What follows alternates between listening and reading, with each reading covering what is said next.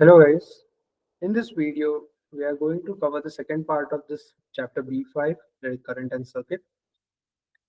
So earlier we have covered some basics of circuit, Ohm's law, resistance in series, parallel. Now we will talk about the application part of it. So a potential divider is very much important part in any circuit analysis, and we will learn some potential divider and potentiometer. And so basically a potential divider is a current kind of an arrangement in which the voltage distributes or divides itself as per the ratios of the resistances. So we will look at a very simple potential divider. So imagine a battery of voltage V is connected with this circuit arrangement. There are two resistances R1 and R2 which are connected in series, and their voltage is distributed across them V1 and V2. Now since they are in series, the current through them will be same. So the total resistance in this case is R1 plus R2, and the current here is total voltage over total resistance, that is total voltage over R1 plus R2. A voltage across V1 can be specifically calculated by current through it and the resistance of that value. So V, this is the current and this is R1. Similarly, V2 can be calculated by current into R2. So that is V over R1 plus R2 into. Now if I divide V1 and V2, since the current is same, we will get the ratio. It means the voltage distribute proportionally with the resistor in series. Similarly, if I just rearrange these equations, I can get this formulas for the voltage to directly calculate. Like let's say I don't want to calculate the current, and if I know both the resistances, I can directly calculate the voltage across that resistance by taking R1 upon R1 plus R2 into V. Okay, so and V2 will be equal to R2 into V over R1 plus R2. So what we need to remember, uh, if I have a resistor and I want to calculate voltage across it, then I just have to take the resistance of that resistor and add the total resistance in the denominator and multiply it with the voltage. Okay, so for example, if I have 12 volts and 30 ohms and 40 ohms are connected in series, so voltage across 30 ohms is 30 over 40. 40 is basically 30 plus 10 times 12, so that is 9 volts, and automatically the rest of the voltage becomes 3 volts. Then another example quickly we can do. So 24 volts and 12 ohms and 4 ohms is given. So automatically if I do 12 over 16 times 24, I will get 18 volts across 12 ohms, and across 4 ohms it will be 6. So this has to be very much quick because there are multiple potential divider circuits that we will get. So any voltage distribution across any voltage potential divider circuits will be very much quick and easy. Now we will see at a potentiometer. A potentiometer is a kind of a device that provides us alternate to a variable resistor. So usually what we have is a variable resistor like circuit. If I, let's say I have a lamp across which I want to vary a voltage across this lamp, okay, and I have variable resistor like this, then the problem is uh, regardless how ideal voltmeter or ammeter I connect across this, the voltage will never be zero across the lamp, okay, because the variable resistor can't be infinite completely, and it can't be zero either. So basically the resistance here won't be equal to infinite or zero. So the voltage across the lamp won't vary to zero to full range. Okay. So that is the most important thing, that this kind of arrangement has a disadvantage, and that is solved using this potentiometer. In potentiometer, what we will always find is that a battery is connected with a resistance wire, the wire which is a meter long or a desirable length, and which has a fixed resistance R. It is a ohmic wire, so we can expect it obeys constant resistance per unit length. Okay, and across this terminal we connect an unknown cell. Let's say I don't know what is the voltage across this. Then, and we also connect a galvanometer which senses the presence of a current, and it deflects whenever there is a current. While this is why is a sliding contact. A sliding contact means you can slide this point of contact from X to Z anywhere. Okay. Now, as we vary this Y randomly, the galvanometer as per the amount of current that is passing through the bottom circuit will show you some deflection. Okay, but there is a certain point on this line which shows the galvanometer reading to be zero. So what are the conditions that are necessary? First condition is the EMF of the unknown cell must be less than the EMF of the battery. That is when it is possible to have a point where uh, the galvanometer readings is zero. And why the galvanometer reading will be zero? The galvanometer reading will be zero only when the voltage across XY balances out with the EMF of the cell. So basically the potential differences cancels out each other. Okay. So the voltage across XY balances out with the voltage of the unknown cell. That is when the potential difference cancels out each other. And the most important thing, not only cancel out, but the current through the bottom part of the circuit becomes zero. As soon as the current becomes zero, what happens is like we can imagine the wire to be divided as a potential divider into two parts, like X to Y and Y to Z. Okay. Now, since we know that the voltage across a potential divider is proportional, so Vx over V, that is the total voltage. V is nothing but it is voltage across X and Z, points X and Z. Okay. That is equal to the resistances XY and the total resistance between X and Z, and that is proportional to the length, because we know that the resistance is proportional to the length of the conductor. So we can calculate. So what is the use of this? Basically, we can calculate the value of unknown cell just by measuring where the point on the length where it is located, and we can measure the distance from X to Y and then calculate how much is the unknown cell voltage. So this is a formula for potentiometer, and this is a condition where the galvanometer becomes zero, and we see that the potential difference across XY to be equal to E. I will see some examples. Okay. Now in this circuit, it is the same potentiometer circuit. The intention is to measure the potential difference across PQ. The the potentiometer XY, the length is given L1, L2. The ratio of L1 and L2 are used to determine the potential difference in terms of E. That is true. What is the condition must be met in order to for the potential difference to be measured? As I mentioned, the current through the galvanometer must be zero. There is no galvanometer here, but automatically, even if I'm measuring a potential difference by using a voltmeter, since we know that the voltmeter has an infinite resistance, the current I2 has to be zero.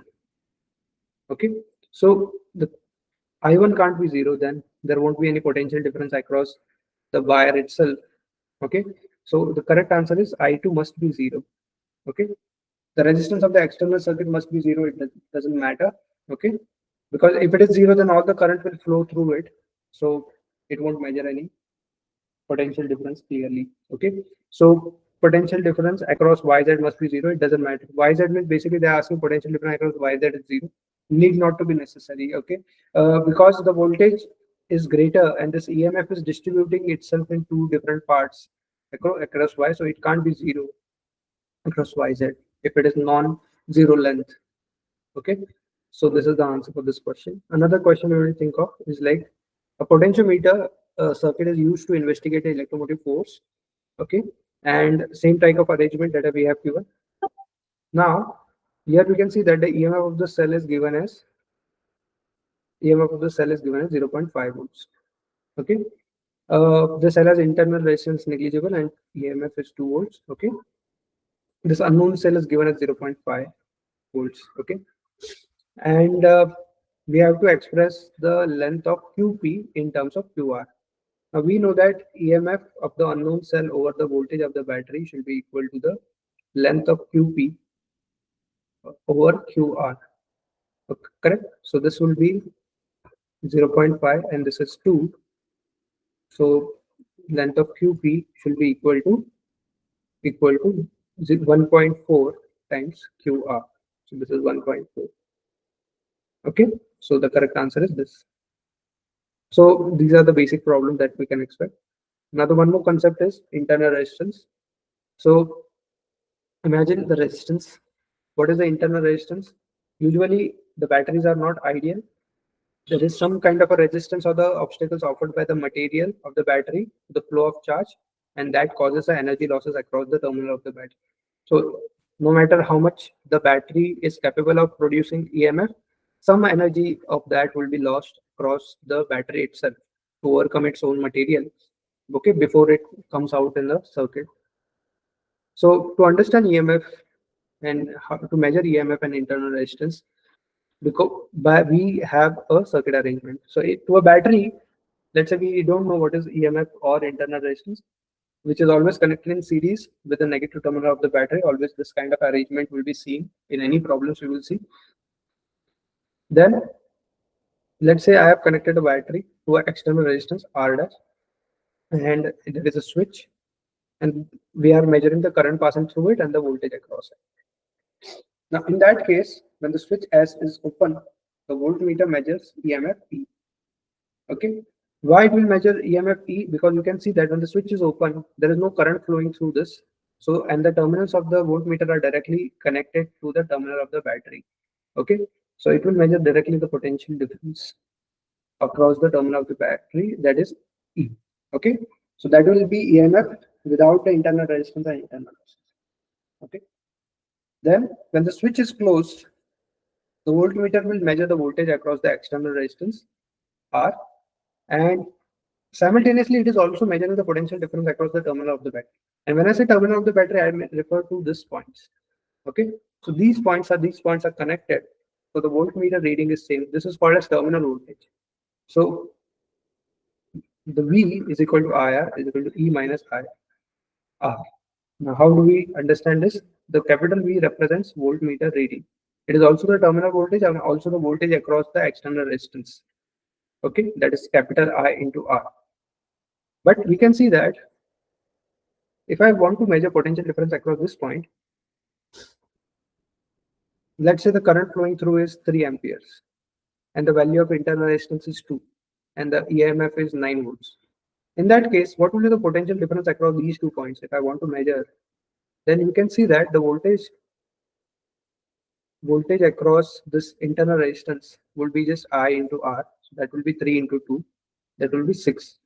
So basically, this is a point of a higher voltage because current always flow from higher potential difference to lower potential. So this is point at 6. This point has to be at 0 and this point is at 9. So we can see that this point is at 9 and this is 6. So the potential difference is 3. That is 9 minus 6. That is 3 across the terminal of the battery. And if there is a 6 volts that are going across the internal resistor, automatically the remaining voltage will be seen across this external resistor, that is 3 volts. Okay, so that's why this 3 volts and this 3 volts has to be same. So we have to understand the potential at a point concept is important as well simultaneously here.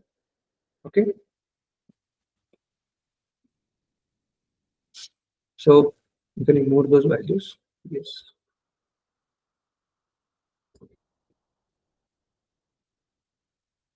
Okay, now we can see that if I rearrange this equation into y is equal to mx was strong.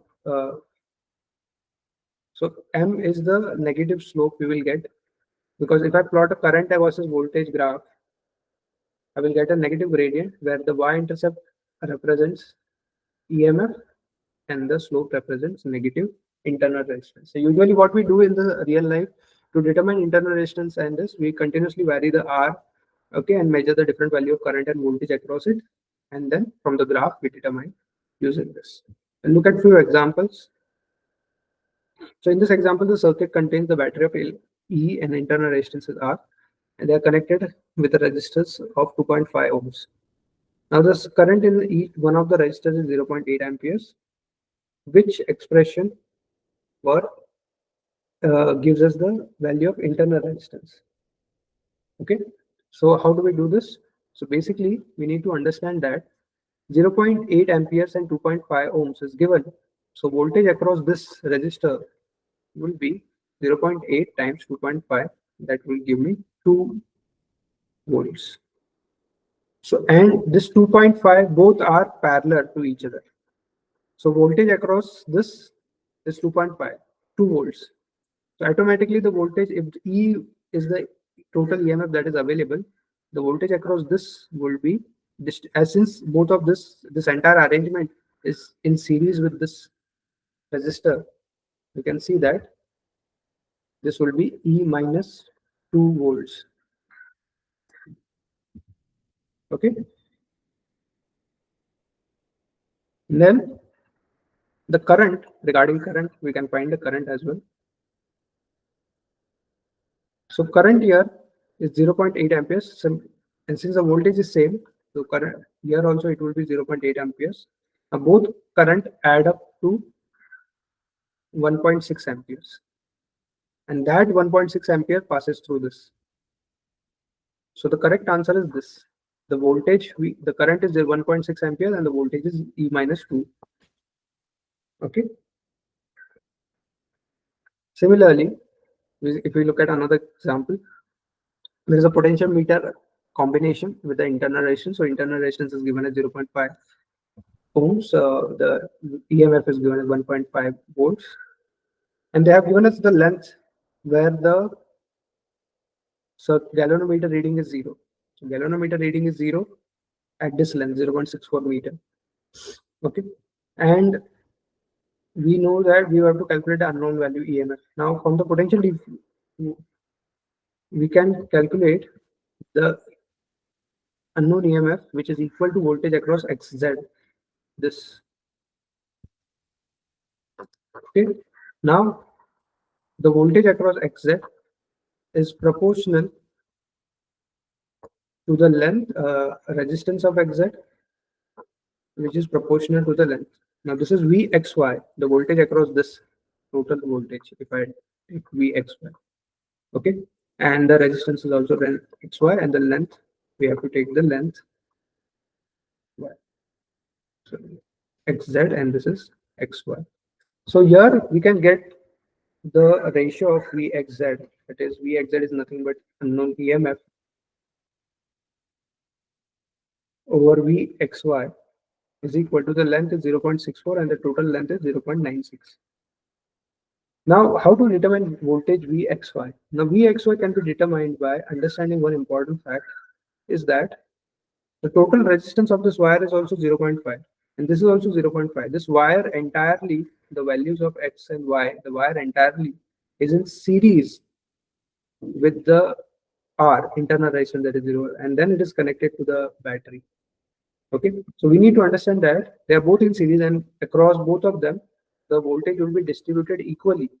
So if I have 1.5 volts, the voltage across this will be 0.75 and voltage across this will be also be 0.75 because the resistance is same. So in this case, this E will be 0.75 equal to 0.64, 0.96. And if we try to calculate this, E turns out to be 0.5 ohms. Okay, one last example we will see regarding this. There is a resistance, there is some internal resistance that is not drawn. Ideal voltmeter, what is the statement of ideal voltmeter? Ideal voltmeter is something that has infinite resistance. Now, this is very unique circuit where when the resistance is 50 ohms, the voltmeter read 1.4 volts. What is the current through it? So we know the resistance, we know the voltage. The current can be determined by V by R, Ohm's law. So 1.47 over 50 ohms, and it turns out to be somewhere around 29 milliamperes. Okay. The resistance R is replaced by another resistance of 10 ohms, and then current will change. That is 139 milliampere. The current is higher now as the resistance is lower. Now show that the internal resistance of the cell is 0.7 ohms. Now this can be understood by taking the EMF is given as the current times R plus R. Now we know that in both the scenario, the internal resistance and the EMF is not changing. It means when we have current of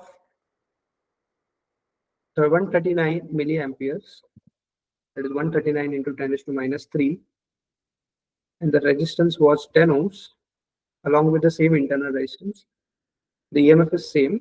Similarly, when we have 29 into 10 to minus 3, and 50 ohms resistor with the same internal resistance V.